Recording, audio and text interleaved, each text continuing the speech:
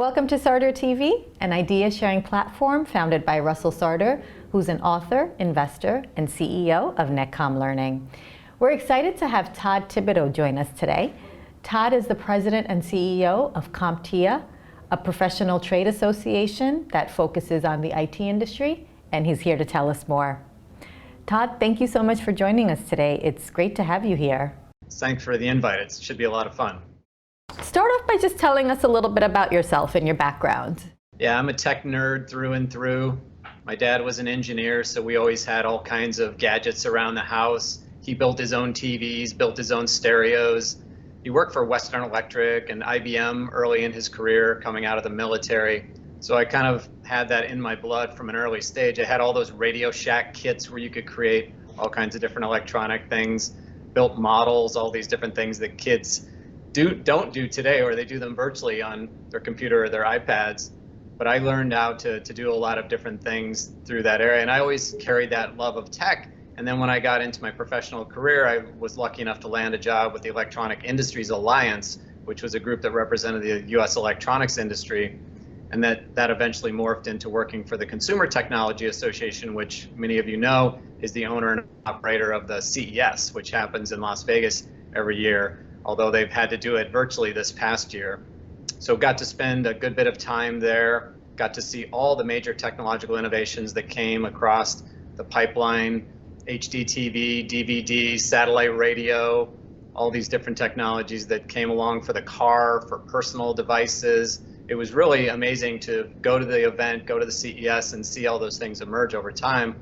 But then eventually I was able to transition to my current role here as CEO of CompTIA. And CompTIA is a little bit more about the business of technology itself, more so than the Consumer Technology Association, which was more about the products. We're much more about the business of technology here, and then also the things that we do to help people get rewarding careers in the tech industry. So I've been able to absorb all that, been able to have that as kind of one of the loves of my life is technology, and it's been a great ride.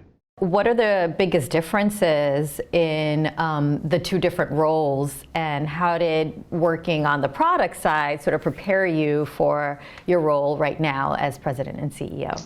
Well, I was a senior executive in the other organization, participated at the board level in terms of determining the goals and strategies for the organization. So a lot of that is very much the same. I was also the chief economist of the organization as well. So I did a lot of media, was out there speaking about the industry, talking about major trends, doing forecasting of new product categories like HD TV when that rolled out, being able to be involved in seeing those numbers. And I was pretty accurate in those first several years of the launch of HD TV in the US, modeling it against the rollout of color TV years ago. But I felt very prepared when I moved into this role. I had large staffs of people that I was responsible for in my previous role, and then coming here to this organization. But I think one of the biggest things was taking and bringing in people and bringing in quality people into the organization. So over a period of time, transitioning staff and building up different parts of the organization. And whereas the previous organization was very member focused, when I came to CompTIA, it wasn't as much member focused. A lot of associations and nonprofits that have profitable arms of their business, like a trade show, or in the case of CompTIA, certification and training, they get really focused on that and they forget about serving the core needs of their membership. So we kind of reestablished ourselves in that space. But today we have a highly engaged staff. We're consistently recognized as one of the best places to work in the Chicago area. And I'm very proud of the things that we've achieved during my tenure. So tell us a little bit more about CompTIA and you know, why the organization was started, its purpose and its mission. Sure, it has a really interesting origin story. I love to tell this. So 4 guys who were some of the early white box computer builders, which we think of today maybe as VARs early in the day, before the business lands, before the computer lands, before any of these companies were really established. Remember that Computer Shopper magazine back in the day, which was that 2-inch thick of all these components you could buy to build your own computers. Well, 4 of these guys that were doing this and selling them businesses decided to get together. They met at a coffee shop regularly for breakfast. They all decided to throw in $500 each into a hat and then form this organization, which was called the Association for Better Computer Dealers. And what they wanted to do was develop best practices for people so that when people were going out there and selling this equipment, and everybody knows that early equipment was pretty fragile. and would break down rights. They wanted to make sure that people were following best practices, that they had a lot of integrity in the way that they dealt with their customers and made sure that they delivered on what they said. So the organization really started as a best practices organization for computer dealers. And it went along that way for a little while, but there's not a lot of money in that if you're an association, getting dues coming from that. So they opened it up to distributors and vendors and then came to represent the totality of the IT channel itself. But then somewhere in the early 90s, companies started to say, look, we need trained professionals out there working on our equipment, and we need certified people that have gone through a rigorous training process and have passed these certification exams. So CompTIA A+ was born from the organization. That became the dominant early certification in the tech space. And then from there, things just really skyrocketed. The money started to roll into the organization. They started to develop other certifications like Network Plus, then Security Plus, and today we have a portfolio of about 14 different certifications across a wide spectrum, from entry level all the way up to expert.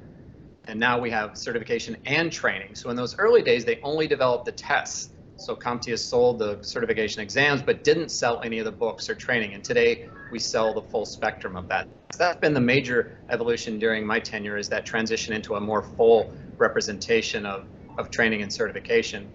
I think being able to then take some of those dollars and turn them back into all kinds of great charitable initiatives for our industry have been really what we're about. I mean, we make money so we can do more good stuff. That's really what a nonprofit is about. Our charter is to serve the IT industry. So we want to make sure that everything we're doing with the resources that we earn are put back into those kinds of programs.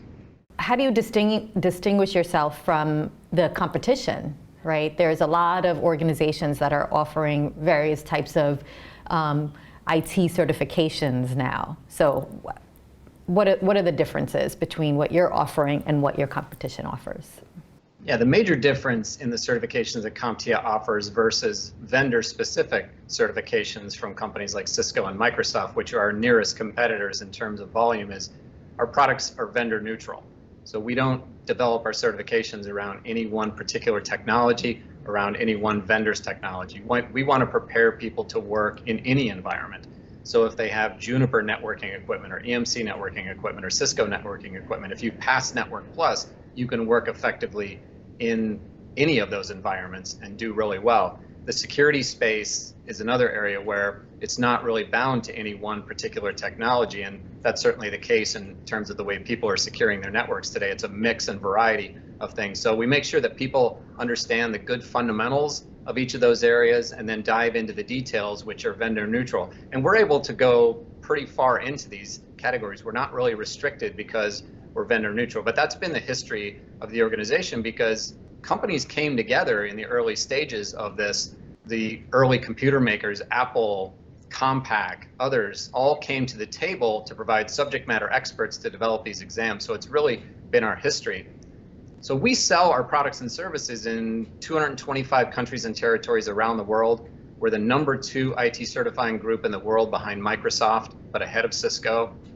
So we have a big global footprint. We have staff in multiple countries around the world. I've personally visited 74 countries during my time with CompTIA, opening new markets. Africa is a big emphasis area for us before the pandemic. We hope that we're able to get back to that soon. But I think that's the biggest differentiator, is we're not developing for any one particular vendor's technology. It's vendor neutral, so people can take that and work in any environment. And that's really worked well for us over the years. Tell us about some of the key milestones that the organization has achieved since its beginning. Well, we count that in terms of the number of people that we've gotten certified over time. That's certainly one of our biggest numbers, and we just surpassed 3 million credentials issued to individuals. So we have 3 million what we call alumni around the world. So going from 1 million to 2 million to 3 million, passing 1 million A+ certified individuals. We'll soon, in the next couple of years, we'll pass probably 1 million Security Plus certifications, which makes it the most widely held by far security certification in the world.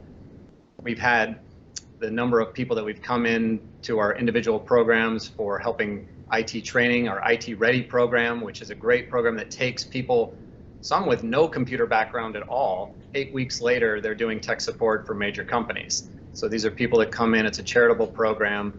We operate in a number of different cities in the US and bring individuals in.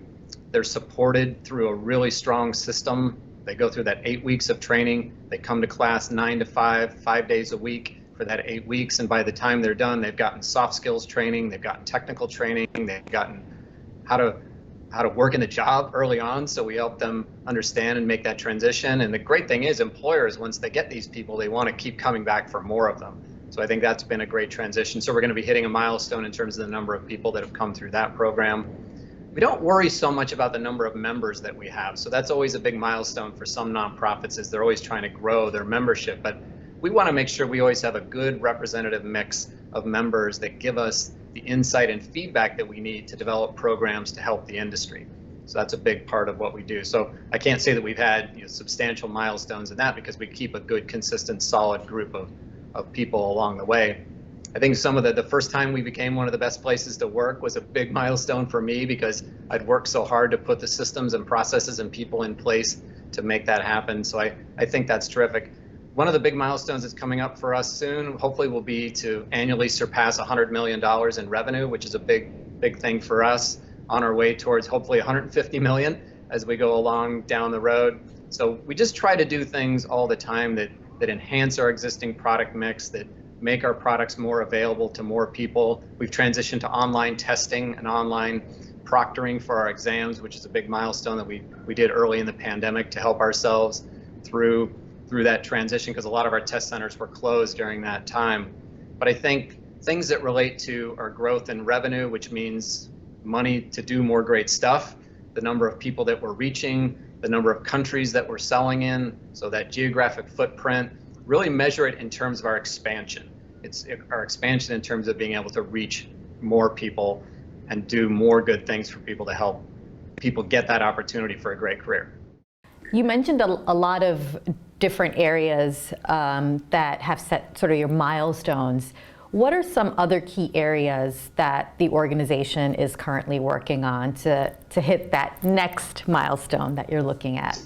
Right, there's a few areas. So in the membership area, we're really trying to be a stakeholder in the key future tech domains that we see out there. And whether those are AI, whether they're AR and VR, whether they're autonomous vehicles, telehealth and digital medicine, next generation technologies for new energy production.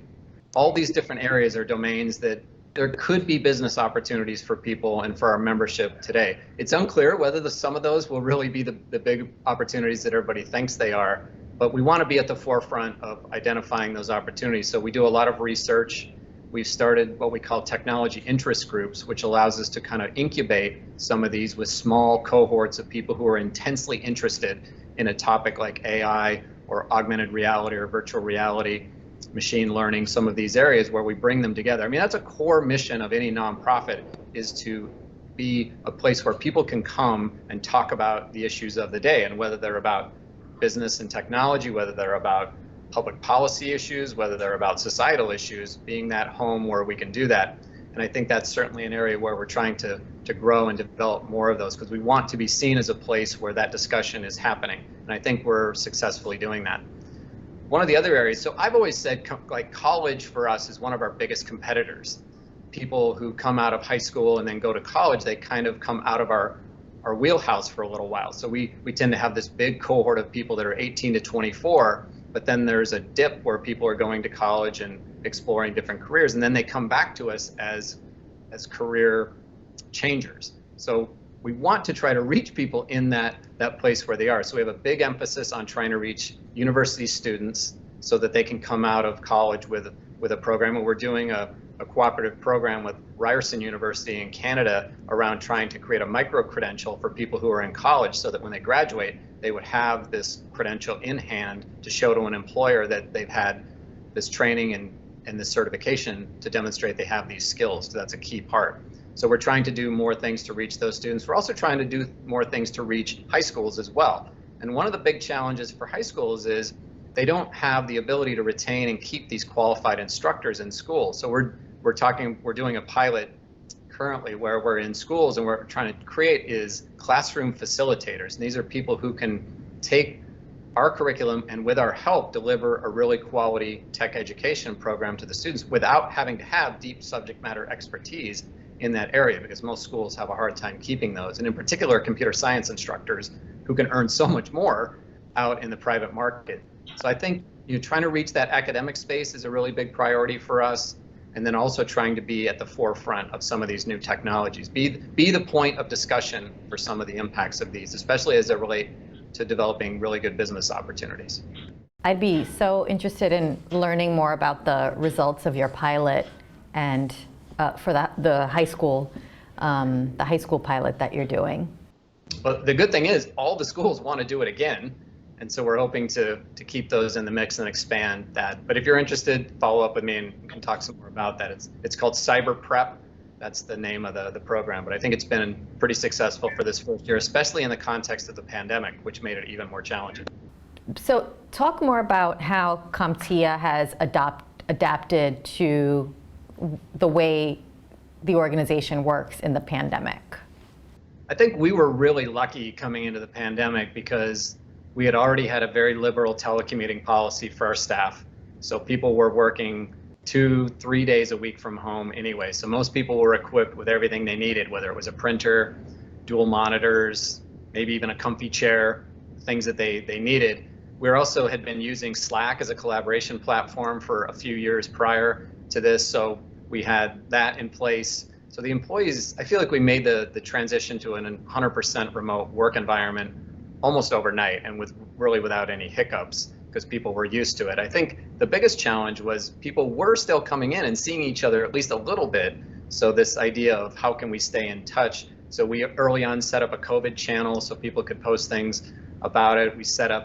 We already had channels for people who were dog owners or cat owners or cooking. So we had all these channels in place. And so all those got utilized a lot more during the pandemic for people to share things. Our cooking channel is amazing. We have so many great cooks on our staff that post these amazing pictures of things that they've done. And a whole bunch of people did sourdough starters and made bread for the first time, a bunch of other meals, dishes, desserts, all these different things. So I think we already had a good culture of that. Plus, we'd always had a lot of remote staff anyway. We have a number of people, as I said, who work outside the US. We have some people that work in Canada. We have some people who work in other parts of the US that aren't even based here. Less than half of our staff is even here in the Chicago area. So, or maybe about half. So we already had that kind of built into our DNA. So it wasn't that difficult.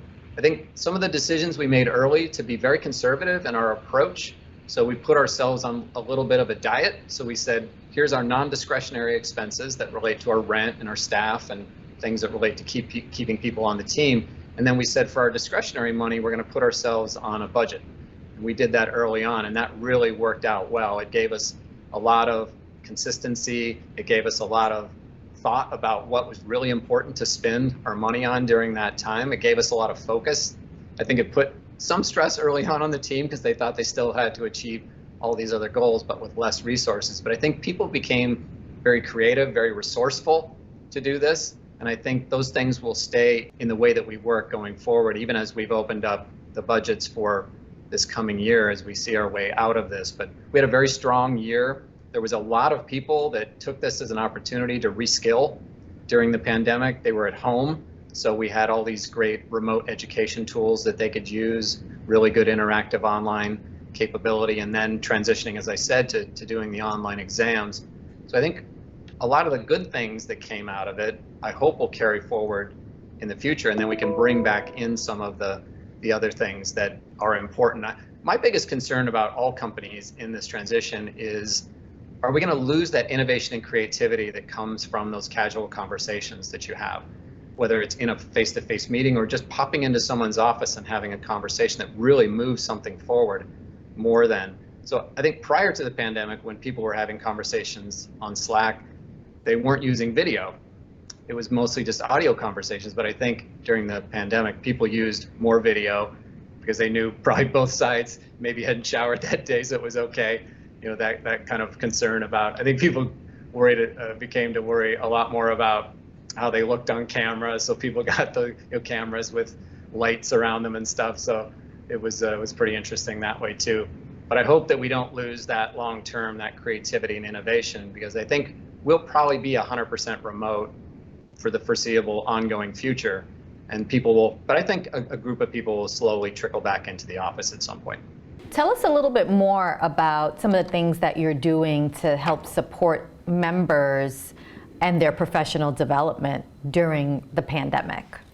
It's really interesting how people came together in these groups. I think early in the pandemic, people were really flooding into these virtual groups because they wanted to have a sense of attachment, because they were detached in their own homes, and maybe you get a little tired of your family, so you want to have these interactions. So across the industry, we saw lots of happy hours, we saw lots of meetups, we saw lots of things that were kind of bringing people together so people could share their angst and concerns and challenges that they were having in this. And I know lots of parents were really challenged with kids at home having to do remote schooling in lots of situations. So we tried early on, we put together a COVID website. We found a good online forum software called Forum B and set up an online forum for COVID. And we eventually, I think, got about 10,000 users on this, of people coming in and getting information from the site, posting information. Early on, there was a lot of government, the stimulus projects or bills that were being passed and money that was being distributed. So we had information about that.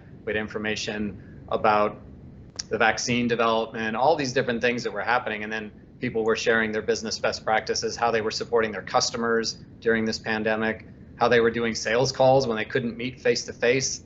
So we had lots of things there. So I think we did a nice job getting that up and running really quickly. And then also providing these online events. So one of the other things that put us in good position coming into the pandemic was we'd been doing online events and virtual events for years. So it wasn't anything new for us to switch our events to do those. So I think we found that actually the participation and engagement with the events went up as a result of these people coming in. And even when we had them virtual and live combined, we were getting more total participation and certainly more views of the content after the fact. So we've done now, I think, two or three events, and we have one coming up early in this year that would be virtual again. So we were already good at doing that. I think we set a good standard for that. We definitely upped our game on our YouTube channel relative to our membership, making sure that we got more stuff out around that, developing more original content. We've made a big investment in video studio capabilities here in our office that we hope we'll eventually get to use with our members. We're developing right now a video toolkit that will be part of a marketing toolkit for our members, because people are going to have to really get good at doing virtual marketing. And whether it's making sure that their website looks really good, making sure that the message or story, if they have one of those around on their site that tells the story of their company, is really good, that their Instagram page looks really good, their Twitter feeds look really good. So we're doing some things there to make sure that that's part of a marketing toolkit for our members. I think the technology interest groups, which kind of coincided with the pandemic, this bringing in and setting up these groups that allow like-minded people in these technology areas to meet and work together. So I think a lot of these things are just about creating places where people could go, not kind of generalized places where people could go, because I think people are kind of tired of that, but specific tools and capabilities that meet the needs that they have. And I think we did a good job with that, and hopefully we'll continue to develop even more of that. So then how are you preparing for a post-pandemic return to professional development? That's an interesting question. We've been reading quite a bit about that. A lot of that's going to have to do with how quickly the vaccines get rolled out, because some of those, I think, as it relates to the stay at home and the virtual environment, we have so many different things in place. So I think we have a good mix of things there. But when people start to come back together, there's going to be a long period of time where you're going to need to have a hybrid environment, where some people are going to want to meet face to face. Maybe people who have been vaccinated or people who are more comfortable going out. And some people aren't going to go out for a while, even if they get vaccinated, probably. So I think that's the biggest challenge for people, is trying to find that equilibrium between the virtual and the hybrid, and whether they need to be put together in some kind of way or whether they end up being separate things. So you're almost running two tracks. So you're running continuing to run the virtual track, but then you start to develop these face-to-face tracks. I think that's one of the challenges that we're all going to have here. I'm going to be doing a panel next month with a group in DC that represents the Association World. There's a newsletter called the CEO Update, and they're going to do a discussion around this topic. around how do we kind of engage and build member value in the post-pandemic era. But I think it's too soon to tell kind of how that will all roll out and how those things will develop over time. But I think for us, we need to be prepared for that hybrid environment where, because we have thousands of subject matter experts around the world who help us develop our exams. And typically before the pandemic, we would bring in large groups of people who would be here in our offices for as much as a week, developing questions for our exams or developing learning objectives, doing job task analysis, all these different things. That hasn't been going on for almost a year now. So going forward in the future, how many of those people are going to want to come in? And we just surveyed that group recently, and it's still about less than half of people even have authorization to travel. And those that do, not that many of them actually want to come in. So how are you going to set up your testing regimes so that you make sure that people who haven't been vaccinated, is it some countries like Israel is looking at the vaccination passport, where you could only do certain things in the country if you had been vaccinated. And they've been very aggressive in their vaccine strategy. So I think that's maybe can work for them, but maybe that's not going to work in some other places. So I think we'll have to see how this kind of all rolls out, how many people are in certain positions where they feel comfortable going out, traveling, coming together as a group without all these constraints. I personally, I don't think people want to get together if everybody's still wearing a mask. It kind of defeats the purpose of getting together as a group. So we'll see. I think we need to continue to survey our members, continue to survey our constituents and stakeholders and see where they are. You're lucky that you have the opportunity to sort of be at the forefront of everything that's related to technology. Tell us about some of the top trends that you're seeing in the IT industry. Well, cybersecurity always seems to be the overwhelming trend that we see, and coming off the SolarWinds hack that just happened recently. It'll be interesting to see what kinds of changes that brings. The government is looking at this, they're holding hearings, but a lot of times those don't end up in anything. I remember when the Equifax breach, which was one of the biggest well-known breaches in the US, which exposed millions and millions of people's information. I thought that might be a little bit of a watershed moment, but it didn't turn out to be. So we'll see what happens with SolarWinds, because it was different in that they weren't monitoring traffic that was going back and forth between these known applications.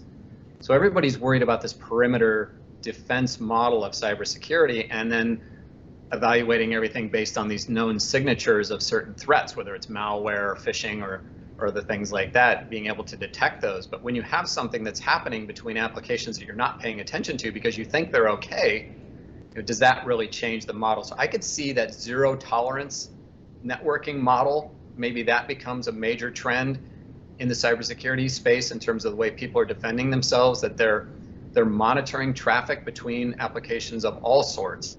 So they don't discriminate traffic. And we've started to do that with some of ours. And I know some of our board members have talked about this as well. We had a call just recently where this topic came up.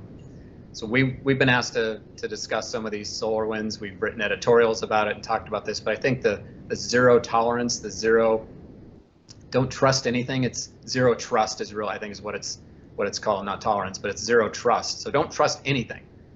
Make sure that you're looking at all. So I think that could become a major trend going forward, or a requirement for companies to begin behaving that way. Some of the other things are just still up in the air. We have so many of these things that are out there, whether they're autonomous vehicles, AI, machine learning, AR, VR. We need to hit some major inflection points on those, because we're still in that period where a lot of those technologies could leapfrog the current innovations the next day. Someone could think they're really on top of the world with AI, then someone could come up with an innovation tomorrow that could make everything before that look kind of silly. So I'm not sure where the trends will come out of that, other than the continuing use of those in situations where they've been tried and true, whether that's in customer support, whether that's in the finance industry, looking at modeling out different risk scenarios for different kinds of borrowers where they've really adopted that. You've just seen recently an IBM announcement that they were stepping back from the healthcare space with IBM Watson because they hadn't been able to find a good business model there, but they're continuing to use it in other areas. It's proven really well at augmenting what humans are doing, but not replacing it entirely, because we just haven't been able to develop the systems. We need a lot more computing power for some of those things to really work. So this quantum computing really begin to take a strong foothold. We've seen to have gone in fits and starts on that. But the business models for these have to emerge, or the products and services really never develop from some of these. So whether it's autonomous vehicles, talking about delivering product by drones. I mean, Amazon's been talking about that now for 3 or 4 years, being able to do that at the same time they're building out all their other trucks and planes and stuff to deliver their products. I think from the augmented reality and virtual reality, it's going to take a major introduction from a company like Apple, Google, Facebook, Amazon, of a device that's wearable, or something that has a long battery life, has a lot of computing power, that is inexpensive, for those technologies to really take off. I've played with all the Quest headsets and the Oculus headsets over time to see how those things work, and they're fun and they're great, but you still have to wear this heavy headset on your face. It's not really that convenient to use. It's fun for games, but applications haven't really been developed for that. I think augmented reality is slightly different because the outside world can come in and you're just kind of laying things over the top of it. Apple keeps talking about these glasses that they're going to bring to market, and we'll see when those come. So I think for now, it's all about cloud. It's all about cybersecurity. It's all about being able to make sure that you're using the SaaS cloud world as effectively as you can in your business. I think these major trends have been put a little bit on hold by the pandemic, and we just have to see, will the business models actually emerge for some of these things? Because we've seen lots of technologies come over time where the business models never actually developed, and so those technologies didn't go anywhere. Tell us more about some of the greatest technological advances that you've seen over the last several years around data analytics in particular. Right, so we're getting ready to launch this year a certification called Data Plus, which will offer up the opportunity for people to get certified in the data analytics space. So that's an area where you've seen applications like Power BI and other applications that have come from major vendors become much more mainstream.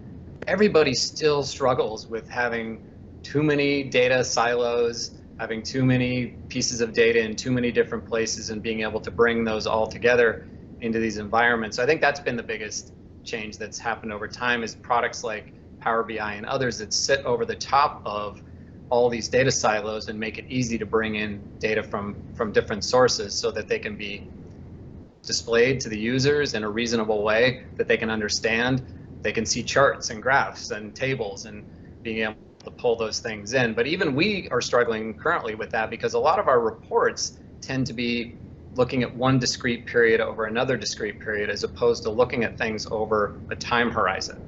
So being able to identify trends doesn't necessarily come from looking at one period versus another period. It comes from looking at the long-term trends, analyzing those, doing forecasting off those. So we're going to go back and create longer time series of some of these data and try to create 4 years worth of history across potentially thousands of different pieces of information related to our business. The other thing is, everybody has way more data than they can ever analyze. And if you're talking about your website traffic and the different users that you have coming and the different ways you're capturing leads, then you bring in your whole social media feeds and streams and all those applications. I don't think the ability, the processing power and imagination has caught up to the amount of data that we have available to us to analyze. So I think we need to kind of really narrow down our list of, okay, what are the most important pieces of data that we have in our business, and get systems in place to be able to monitor those over time and see where those are tracking. And then slowly look at other pieces that you need to bring in. So we've started to do a lot of paid search just recently over the last couple of years. That's something we need to start paying attention to on a routine basis to see what that performance is looking like, instead of just, as I said, discrete period versus discrete period. How is that changing? So the biggest things that I think are happening there, being able to sift through the data and find potential trends. And that's what AI has generally been reasonably good at, is looking through mountains of data and trying to find patterns to be able to say, look, hey, we found that this combination of these two variables looks like they move in lockstep. You should start paying attention to those as indicators maybe of each other. Or these things are not really related. Or we find that this behavior happens at a certain time of the day, or a certain audience that's coming in. So I think being able to use AI to do a little bit of that, so it can tell the humans what data they should actually be looking at, because it's just too overwhelming for most people to manage all that information. So I hope that the expansion of some of these platforms that make it much more digestible, at the same time people making sure that they're going through the process of identifying their own critical pieces of data that they have that'll get them thinking about the data they don't have that they should start collecting. And I think if people do that, they can make much better use of their data and the tools that are out there. Tell us a little bit more about how industries are using things like robotics and AI and how that's impacting the workforce. This is going to be a really, really important topic over the next 50 years. There's been all kinds of different studies that have come out. Oxford University did a study. There was McKinsey put out a big study about this that said as much as 30% of the global workforce could be displaced or be forced to majorly reskill themselves as a result, in particular, of AI and robotics. I think in the places, we've always been used to seeing those assembly line pictures of the auto industry in particular, where they had the big machines, the big robots that were moving large pieces of cars and doing the welding and the sparks and all of that stuff. But where it's being used, I think really in good ways now, is being able to take some of the manual labor, repetitive manual labor, out of even fine work along an assembly line. There was a good story in the Washington Post 18 months or so ago of a place, a manufacturing facility, I think it was in Wisconsin, that wasn't able to find enough people who could pass drug tests to come in and work in their plant. So they ended up instituting robots. They didn't want to, but they had to as a result. And what they found was that by putting them in with humans, they were actually able to increase their productivity by quite a bit. So they used the robots to do the repetitive physical things, the twisting motions, the lifting motions, the placing motions. And then the humans were there for the fine, detailed work of boxing and putting things together and that fine assembly. So I think they found a good balance between that. I think that's what you're seeing in a lot of places where you can use it in places which you wouldn't traditionally think of.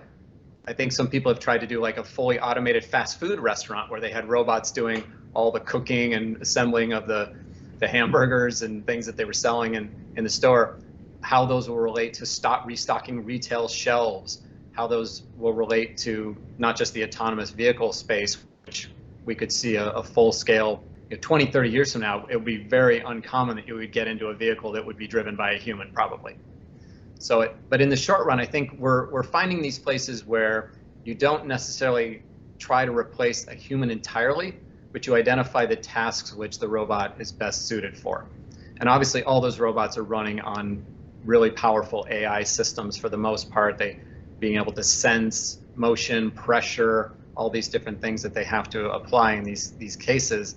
But I think the systems that we thought we would have, where you could have like an AI-powered lawyer or a diagnostician, some of those things have not necessarily worked out as well as you'd think, because we haven't been able to write the software, or we didn't have the computing power to make some of those happen. So I think we're limited in some ways by the computing power that we have for AI, which will come over time for sure. So I think robotics in the short run, though, has a lot of places to work where it doesn't require dexterity, because we still have that big advantage as humans, is we have hands and we have fingers and we have thumbs.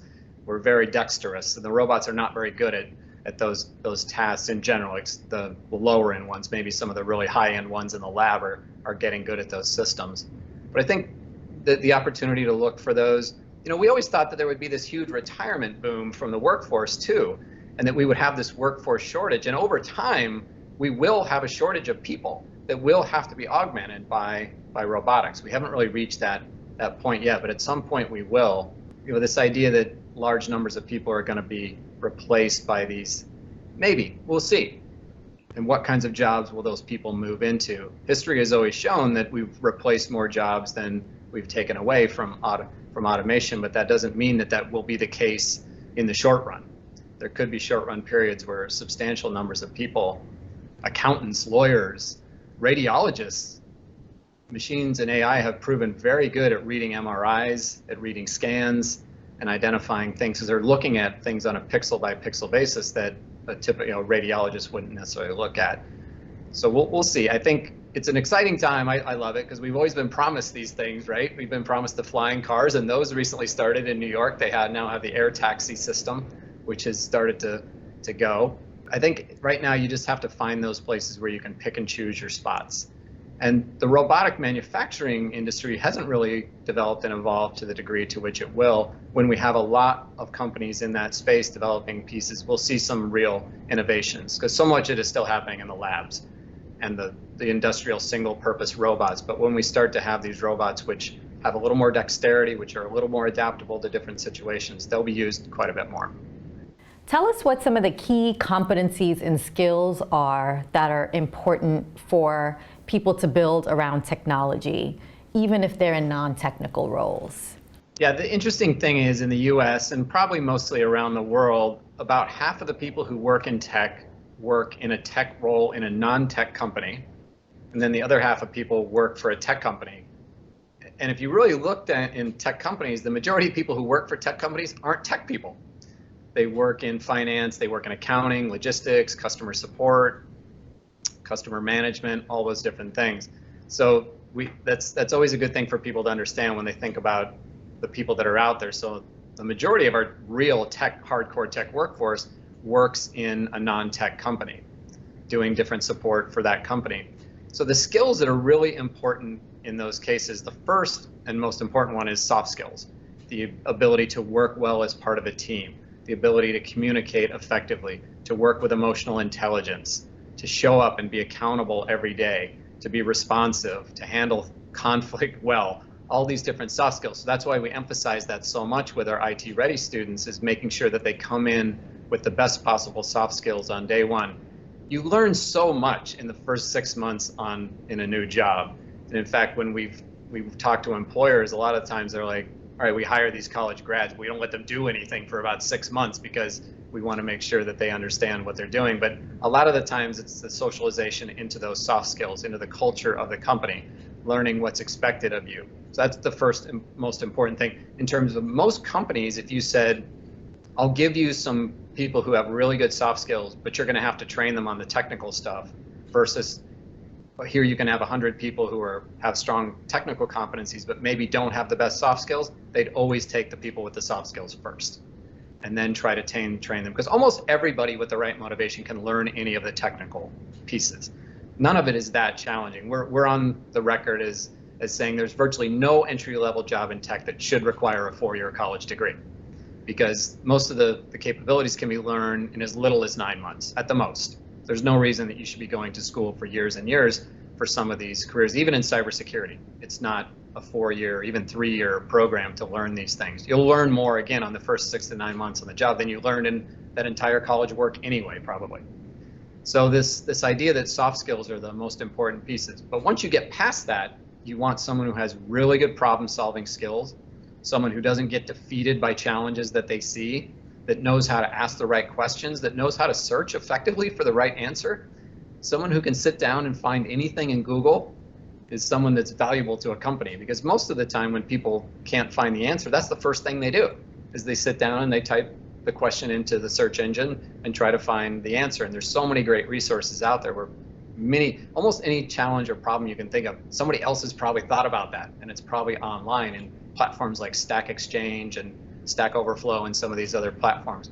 The coding industry has always had a very rich library of problem-solving forums and help that you can find, and the tech workforce, infrastructure tech, has had that as well. So those abilities, that problem-solving, the ability to go find the right answer, the ability to go and ask someone if you don't know, but asking the right kinds of questions of a user when you're doing tech support for somebody, thinking creatively about what the problem might be if it's not immediately apparent, that curiosity. And then, at the bottom of the list is probably a love of tech. Like, you don't have to love tech in your personal life to have a great career and love what you do in that. A lot of the people who go into coding at the beginning because they're enticed by the salaries that they could earn end up being very disenchanted with it, because they're sitting at a desk all day, looking at a screen, not working with anybody. And the other thing is, the majority of jobs in tech are actually in infrastructure, not in coding. So this idea that all the jobs in tech are around coding. So we've talked a lot about STEM, schools focus on STEM, and I think STEM has actually been a failure as it relates to school. We haven't seen any dramatic increase in the number of people pursuing STEM degrees. people pushing people into these STEM degrees, those salaries in a lot of those fields tend to top out, and you don't keep advancing in the same way that you would if you were in some other industry. Someone who's a senior marketing executive is going to always make more than someone who has an advanced STEM degree, unless you're working for you've come from some really prestigious school and you're working for some firm in a lab that's developing something that's going to be worth billions of dollars. So we also want to make sure that people understand that it's not just about the STEM pieces. Just because you're not a math and science genius doesn't mean you can't work in tech. And I think a lot of the STEM movement has kind of brainwashed students and parents into thinking that if you're not a math and science genius, you're not going to have a good career, especially as it relates to working in tech. And we try to dispel that myth as much as we can, because you don't necessarily need those skills.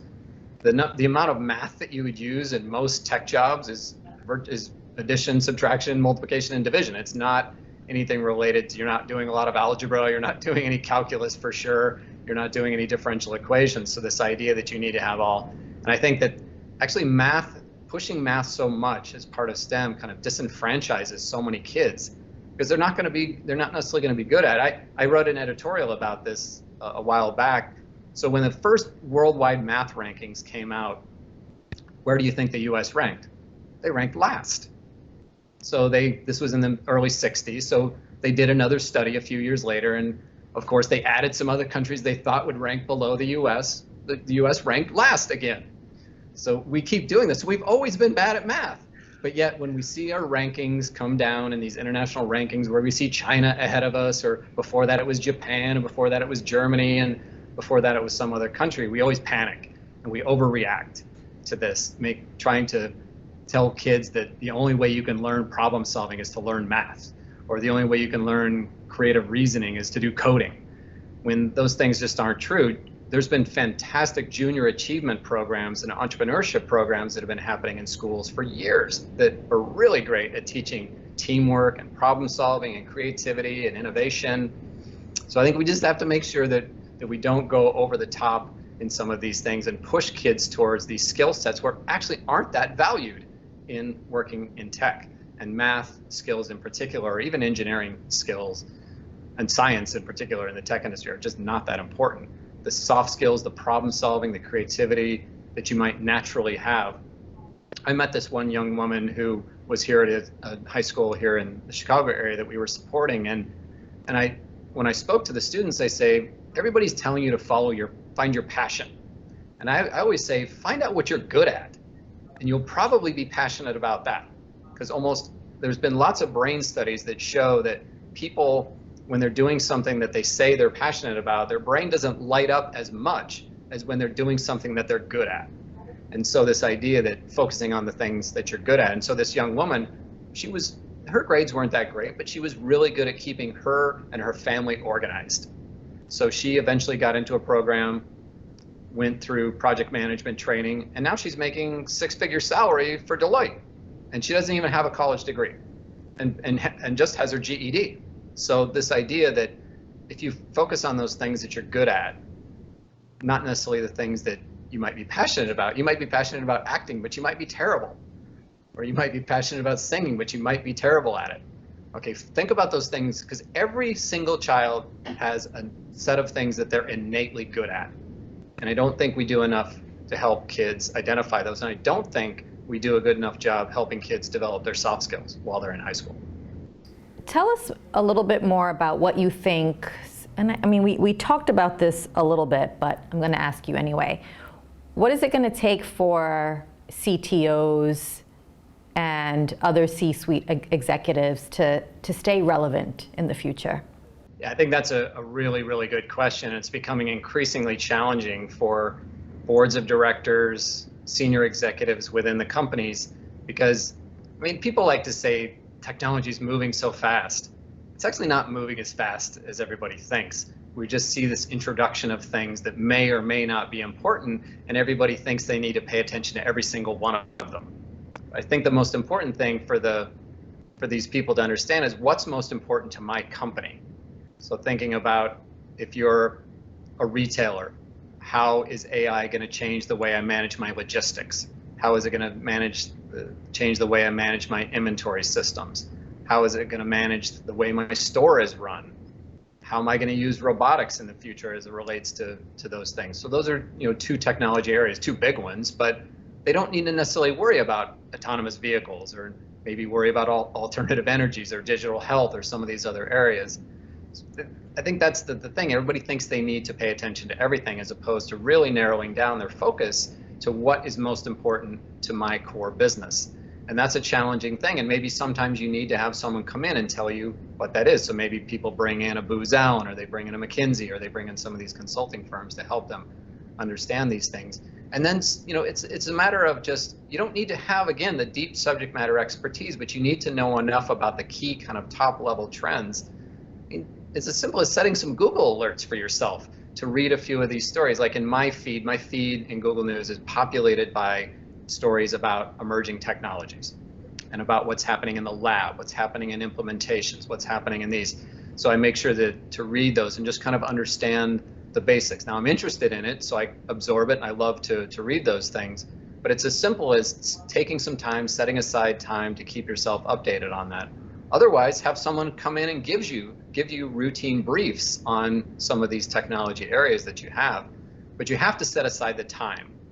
So if technology is so important to the future operations of almost every single company in terms of what's happening, but you don't have to boil the ocean every time you do this. You could read a couple of stories a week around an area that's important to your company, or 2 or 3, or pick up the MIT Technology Review and read that on a plane.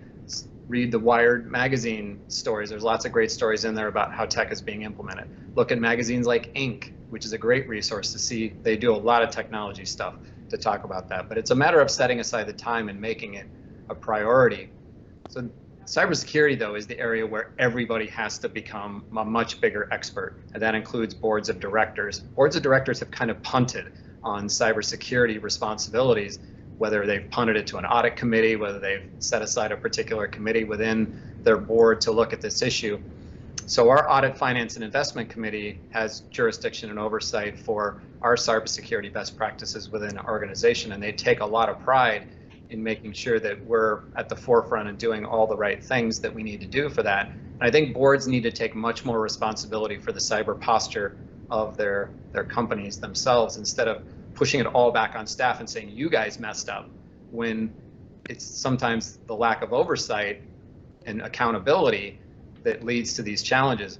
So if the CEO isn't holding his internal staff accountable for making sure that they're following the best practices of cyber, that's on the CEO, and it's also on the board for letting him do that, letting him or her do that. So I think that's an area where everybody needs to become a lot more, maybe not of an expert, but needs to pay attention a lot more and have a better understanding of what their company is doing, so that when these things do happen, they'll understand better why they happen and what they can do to fix them in the future. There's a framework that the National Institutes of Science and Technology developed here in the US called the NIST Cybersecurity Framework, and it outlines a really robust set of best practices that companies should be following to make sure that their cyber posture is really strong. I bet you more than half the companies are barely doing any of those things, because every time we see these major breaches, we find out they weren't doing penetration testing, they weren't doing phishing training for their staff, they weren't making sure that their critical assets were identified and protected and duplicated in a place where they couldn't be ransomwared. All these different things that happen, and that's just a failure of leadership to not do that, because all those tools are readily available from any number of vendors to be able to come in and make those things happen. This idea that the SolarWinds hack, I mean, the Treasury got hacked, the IRS got hacked here in the US, in addition to, I think, 425 countries or companies of the Fortune 500 were using SolarWinds, and they were penetrated as part of this breach, and it took a long time to find that. But if we'd been following the best governance principles, we might have found it a lot sooner. So I think as it relates to the technologies, again, identify the critical technologies that could impact your business, and it doesn't even have to be over the next 10 years. What might impact you over the next 5 years? And if you don't know what those are, your staff doesn't, bring somebody in to help you figure out what those are, and then make sure that you're putting yourselves on a continuum to make sure that you're knowledgeable about what's happening in those spaces. And then look how other people are implementing those. I mean, that's one of the most important things you can do by by reading more about them and make it a commitment. That's all you have to do.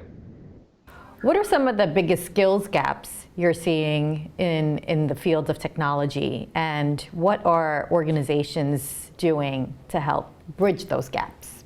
Some of that, I mean, think about the tech personnel and then the non-tech personnel. I'll start with the tech personnel. I think the biggest gap for those relates to their understanding of the business itself and understanding what a company is all about. What are its objectives? What are its goals? And as technology has become democratized, as people have said, and whether that started with executives bringing in their iPads and connecting them to networks that they weren't supposed to. There's a good story from McAfee. One of our board members was there at the time, and he said when they opened up their network to these extra devices, they had, I think, 5,000 employees, but they found over 10,000 devices living on the network. So people had brought in all these pieces. So as this democratization of technology has happened within companies where marketing departments are making the direct decisions about what kind of marketing automation platforms they're using, whereas that was typically the dominion of IT to choose those platforms. Financial departments choosing the kind of finance software that they want to use, whereas that was formerly the domain. So this idea that you can't just, it's not just coming into someone who is having a problem and say, get out of my way and let me fix it. It's coming in and saying, you know, what's your challenge? Let's work through this. What are you trying to accomplish? What are you trying to achieve? We're dealing with that internally a little bit in our situation where we have our CIO is having to make sure that he's asking the right questions when people are saying, well, I need this piece of data or I need this. It's like, well, tell me more about what you need. Tell me more about why you need these particular pieces so I can figure out the best way to provide it, and maybe I'll be able to augment what you're doing. So to make the IT person more valuable going forward, I think they need to have a better sense of how the business operates, what its goals are, what its objectives are, how the different functions work together. So we're making sure, so we're going to launch a nonprofit academy for learning over the next couple of years here. And one of the core pillars of the job role training programs that we're going to do, in addition to soft skills, in addition to the technical core, is something we're calling business acumen. So that when you come into an organization, when someone says, well, our SEO strategy is this, you'll know what that means. When someone says our assets are this, you'll know what that means. When someone talks about a balance sheet, you'll know what that means. When someone talks about an audit or different things that relate to finance or HR or these different areas. So we're going to do like a little bit more than a business 101 probably, but will help people understand the things that they need that will make them more effective and more engaged on day one. They won't feel like, well, that's that stuff over there, I'm not part of that. They can feel like they're really part of the company and that they understand how it operates. So I think that's particularly true of the tech professional. The gaps for tech professionals, it just gets more challenging every day having to work with so many different systems. In the past, when you bought a platform, you might have bought all HP, or you might have purchased all IBM or all Cisco. Whereas today, it's a wide range of different technologies that come in. You're having to deal with Apple phones and Samsung phones and different Wi-Fi networks and providers and switches and networking and different cloud environments. You might have some stuff in the Azure Microsoft environment. You might have some stuff in the AWS environment. So you have to understand all these different systems. And I think we need a little bit of catch up for people to get to that level, because cloud came on so fast and became so pervasive so quickly that it takes a little bit of time for people to catch up. But I think we're doing a good job with that, of helping people do that with some of the programming that we have. For the non-tech professional, I think it goes back to what I said about the CTOs and CEOs, this point of just start paying more attention to these things. They're not super complicated if you read the right kind of stuff. So don't try to read the stuff which goes into this painstaking detail about it. Read the stories about use cases, how people are using different marketing automation tools, how they're using different financing, how they're using different payment processing applications. Because if you're the one that's initiating a lot of those decisions and purchases, you need to be smart too. So you can't just say, well, I think we need a new payment processing system, then throw it back on your IT team without doing some of your own work. So that's certainly a gap, I think, that exists today, is people getting a good sense on their own of what kinds of tools that they need to drive their business going forward. And there's so many options, so it is overwhelming to go in. And I looked online, the number of cloud-based CRM applications is, you can easily count 2,000 or 3,000 different platforms that exist out there for doing CRM or doing some of these, and how do you possibly wade through all those to find the ones? But whether that you need consulting help, whether it's just a matter of staying more on top of it. So we're doing a program now, we're doing a competition internally called Input, which is we had 9 different categories of areas across our organization, whether it was how do you better engage your alumni customers, how do you do better on your lead conversion, how is AI going to impact learning. So we have about 9 of these categories that are important to our future business, and we're having teams of staff go out and benchmark against things that other people are doing. So making sure that you're always looking outside yourself for these best ideas, how people are using things, and hopefully even if we found just a couple across these, it would be fantastic. I mean, it's a great exercise because teams are formed, people are working with people in the organization they might never gotten a chance to work on. They're having to do presentations, they're having to do research, they're having to do this, and we're going to have some nice cash prizes too, so there's some incentive. But companies should be doing that on a routine basis, and in particular, people who are making decisions about technology platforms in the future for their area of responsibility need to be benchmarking themselves against what other people are doing and always bringing in the best thinking. You don't want to get stuck in that group, we used to call it groupthink, where it was what was in that small insular group. It should come from outside of all of that, because there are lots of great examples going at small, medium, and large companies. It doesn't really discriminate by the size of the company relative to their innovation. And some of the best innovations have come from small companies, and that's why big companies like Microsoft and others always snap up the small companies. But even if you're a big company, you should be absolutely looking outside yourself to find those things that other people are doing that might help you meet your goals and objectives. Well, Todd, this was great. You really provided some valuable insight that I know is going to help all our viewers. So thank you so much for joining us today. No, thank you for having me. It was terrific. Thank you. And we'll see you next time on Sarder TV.